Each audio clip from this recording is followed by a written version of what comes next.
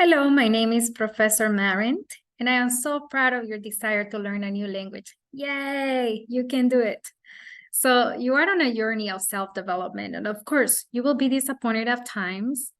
Don't get mad, don't get frustrated, okay? Okay, we all go through that process, but do not give up, okay? That's the most important aspect of learning a language. Don't give up, be persistent and keep practicing. I'll help you to get updated information and tips until you master it. In our first Spanish lesson, I will review the Spanish alphabet, known as abecedario or alfabeto. Now, I'm going to ask you a question, and I want you to think for a moment. Why learn the Spanish alphabet? You probably thought about one reason, so I'm going to give you another one. The Spanish alphabet is a valuable tool for anyone looking to learn the language. From communicating with native speakers to reading books, newspapers, and writing in Spanish. Understanding the alphabet is essential if you wish to speak the Spanish fluently. Please be aware that thousands of videos are circulating on the internet to help you learn Spanish, but not all of them have updated information. Yes, in 2010, the institution known as RAE in Spanish, or Real Academia de la Lengua Española, the Spanish Royal Academy, and the Association of Spanish Languages and Academies made changes to the Spanish alphabet, removing the letters che, eye, y doble R, or double R, double L, and CH. So now the alphabet only has 27 letters. I'm going to share the official announcement from the official website. One moment. So you guys can verify that information on the internet. Always verify the information. Don't just take it from anyone, not even from me. Okay. I don't expect you to understand the information you see on the screen, but I will encourage you to search online. You can use Google and translate it so you can verify the information I just shared with you guys. Okay. Without further ado, now I'm going to stop sharing the screen here. And we're going to start with our first lesson. So we will repeat each letter of the alphabet. Let me go over here. Here we go. All right, so let's get ready. Let me stop sharing here. One moment, I forgot one more thing so I don't get you guys distracted. Let me share the screen. And here we go. So the first letter that we have is letter A in Spanish, the sound. So I created a column. As you can see, the second column, it represents the sound. It's not another letter. It's not the way how we write it in Spanish. It's just a way how I can represent the phonetic sound in English. So you guys get familiar, okay? So A, amor. As you can see it on the right side, I have an example of a Spanish word. Amor. B. B. Letter B. B. Bebida. Bebida. Letter C now. Letra C. This one, it's a little bit tricky. So I'm going to highlight it and we're going to go back to this in one of our future lessons. The letter C has two sounds in Spanish. It sounds like Ka or C as an S. For example, cinturón. This is the first sound as a C. Cinturón. Casa. The same letter, different sounds. Two sounds. Ka is and C. Se. Se. Ka.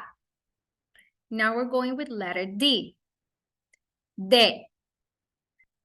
De. Dinero. Dinero. Now we're going with letter E, or in Spanish, E. E. Elefante. Elefante. Now letter F. Letra F. F. Familia. Familia. Letter G. G. G. Letra G. Gato. Like G, like the G sound for the word ga. Ga. Gato. Gato. Now letter H. In Spanish, H. H. So here's something very important that I want to share, and I please need you to take notes because it's very common. I heard that mistake from people that are trying to learn Spanish, that they use the same sound like in English, right? Like ha, ha sound. It's not like that. In Spanish, the letter H has no sound. It doesn't have a sound. You don't pronounce the letter H at all. That means that you will pronounce the following letter, which is always a vowel. In this case, we have the word huevo. Huevo. Huevo. The rule for the Spanish H is that it's always silent. Please remember that. Unless that is next to the letter C. In that case, the sound is ch, ch. Like ch for children. Ch. But if it's alone, the letter H has no sound, okay? Never. So next time you're reading the word hotel in Spanish, you're not going to say the hotel. Me estoy quedando en el hotel. No, don't say it that way. It's hotel because you don't pronounce the letter H, okay? All right. So now next letter, letter I, or in Spanish, letra I. I. Iglesia. Iglesia. Letra J, letter J. J. J. In Spanish, J. The sound here of the letter J is very interesting because in Spanish, that pronunciation is almost like the H in Spanish. So it's jugo. Jugo. Jugo. Or Jonathan. Jonathan. Jugo. Ha, ha. Jose, right? Jugo. The sound. Letter K or letra K. Kiwi. This is very similar to the pronunciation in English. So this is this is an easy one. Letter L or letra L en español. L. Luna. Luna. Letter M or in Spanish, letra M. Letra M. Mesa. Mesa. Now, letter N. Letra N. N. N. Here's N. As the word nube. Nube. Now, this is a new letter that doesn't exist in the English alphabet. Ñ. Ñ. Ñ. And the example is the word niño as the NY pronunciation for the word canyon, right? In English that we use the word canyon. So it's very similar, the sound to this ñ. This is the letter N with that little curve that you see on the top, right? So this letter is called ñ in español, ñ. All right. Letter O. O. It's very similar to the pronunciation in English. O, like O as an Oscar, right? Ojos. Ojos. That means eyes. Letter P o letra P en español. P. Pepino. Pepino. That means cucumber, by the way. Letter Q, o letra Q en español. Q. Maybe it will be represented like this. Q. Queso. Queso. Letter R o letra R en español. Letra R. R is a little stronger than the R in English. R for rosa. R, r. So one exercise that can help you with this pronunciation can be if you pronouncing the R many times or the sound like a car, like r, r, R, rosa, carro. It's stronger than the English sound.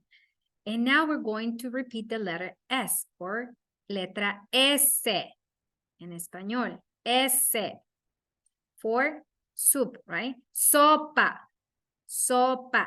Again, very similar to the English sound, sopa. Letra T or letter T. T, letra T. Tomate, tomate.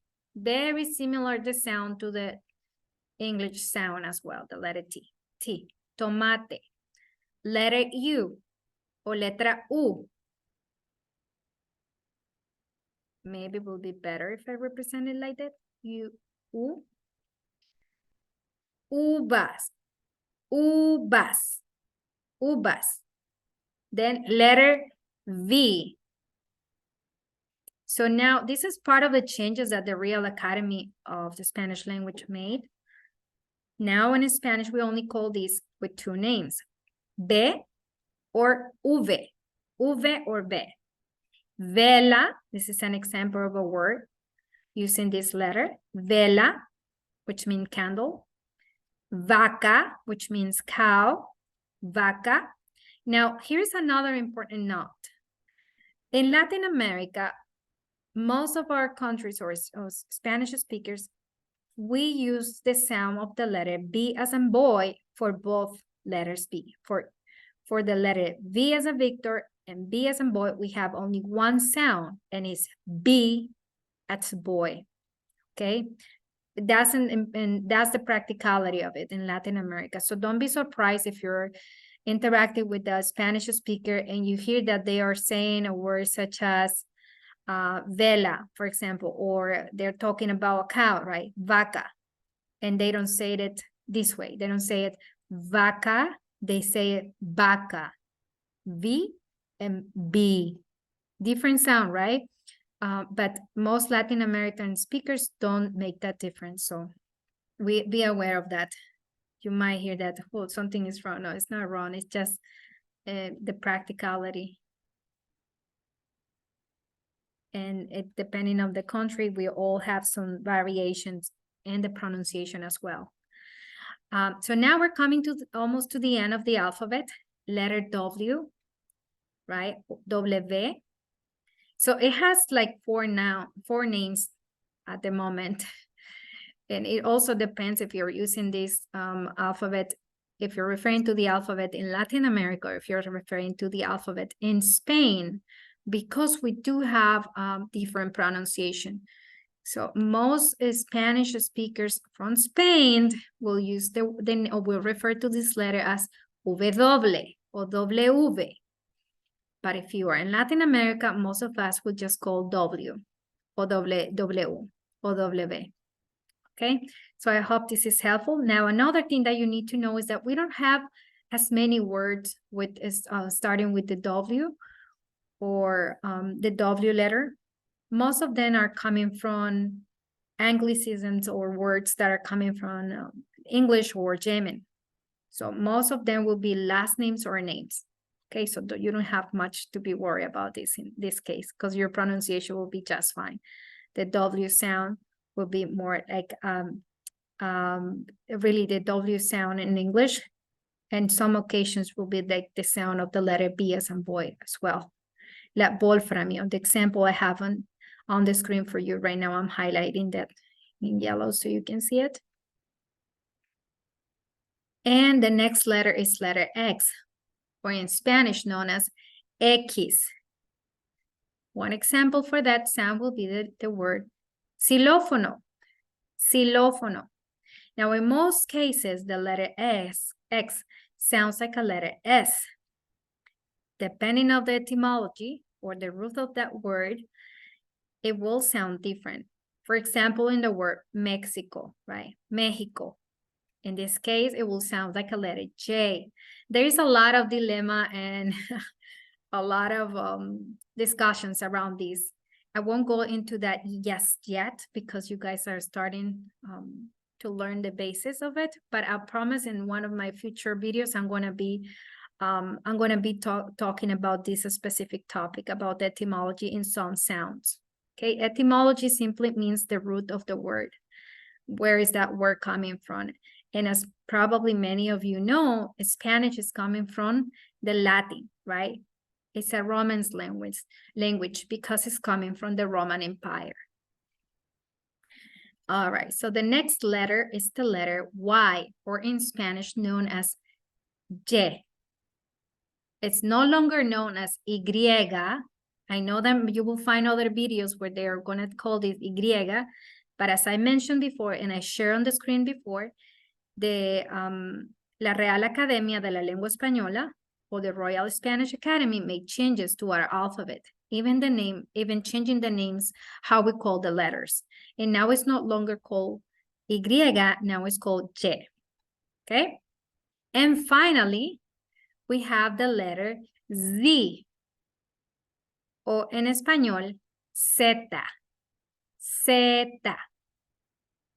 An example, this sound can be with the word zapatos. The letter Z in Latin America is mostly misused, unfortunately. In Spain, the pronunciation or the sound of the letter Z, it's almost like the combination of the T and H, like sound. That's in Spain. In Latin America, the sound of the letter Z, it's almost like a letter S. S for sonic or son. So in this case, if you're in Spain, you will say the word zapatos. If you're in Latin America, you will say the word zapatos. It's different. The emphasis is different. So I hope that this was helpful. And I am very grateful that you stayed to the end of this video. I hope that you're going to be tuned to this channel, and I wish you the best. Don't give up, and watch or repeat this video as many times as you desire to, or send me an email or a message if you have any question. I will be more than happy to help you. Okay, so have a blessed day. Bye-bye.